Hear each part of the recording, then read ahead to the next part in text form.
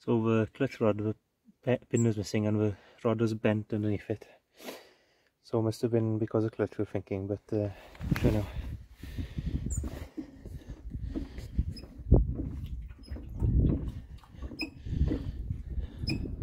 Let my foot off the clutch now. See? Engine turned over a little bit, so the clutch is actually disengaging drive, so could be the PTO stage is not working, but at least now the clutch is working. And I've freed off the gear sticks, took them off and freed them up, and then put it, jumped out of gear as well, so I'm probably forced to try to get out of gear, so put it back. So got gears now, and clutch is working. She's turning over starter, getting smoke, so fuel. I did pump it before, and I did free off a stopper just in case, just stop it. And the oil looks quite nice, so that's right. I did turn it over quite a bit to start with, so she's got an oil up anyway.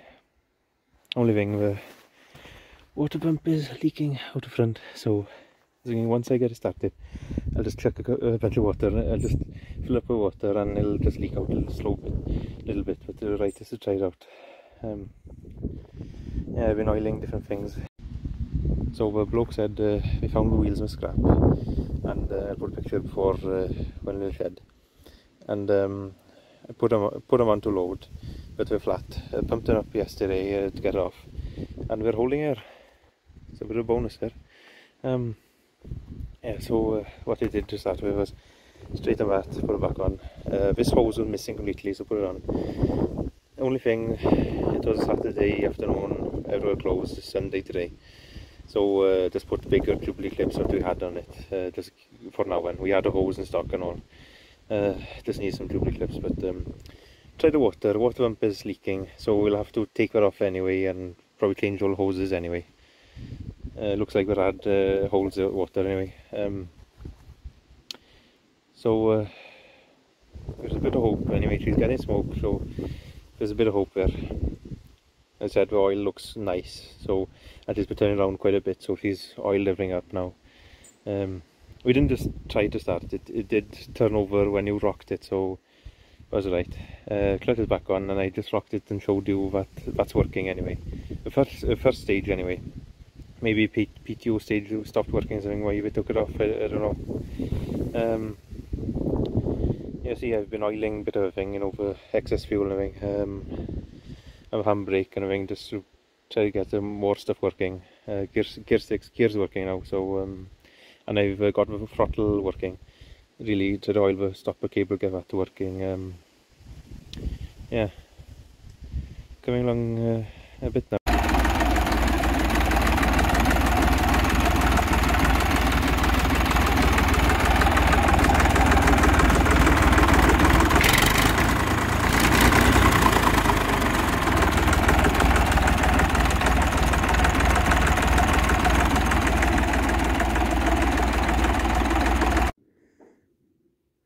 So Forza owners will know about this. Dexter gear sticks like to wear, and then they can these jump out the socket and it sticks in gear. So common thing to weld them up. To be honest with you, we can buy the whole thing with no wear at all and just change it over, but this is quite the original tractor. I would usually just throw this away and put a new one because it's wear and the cup here and everything, and it's gone up and it's worn inside where it goes forward too much, and yeah, so usually I change it, but this is original Dexter, you know, original condition, so I didn't really want to stick a new one on, so I'll weld this up now and hope for bestly. It's a bit like the Idler ride. It's cheaper to stick a new one on, but for originality purposes I'm gonna keep this. It's like the hole in here can wear, and top here wears, and the cup here wears, and it sort of goes up with a spring pushing down. It sort of goes upwards, so this, you know, doesn't stick as down as it should be, and hole wears out more, so this goes too much forward and jumps out, you know. So not the best, but like I said, keep originality. You know, it's going to be a rusty tractor, so rusty gear sticks for it. I'll get on this now. So I'll build up with a MIG now. Each side, I don't really want too much side there, just the front and forward, you know, front and back, and I want one's going back and forth. So I'll build up a MIG now and grind a bit of it, the sides of it and the bottom a bit. Might add a little dab at the bottom as well. We'll see now. We'll go back and try a tractor. I'll build up a fair bit, try it on a tractor and see if it still fits and works and or needs a bit more. Okay. As you see, it's wider than it probably was originally now. But I've tried it in and there's minimal back and forth slopping. Only thing, first gear is quite worn.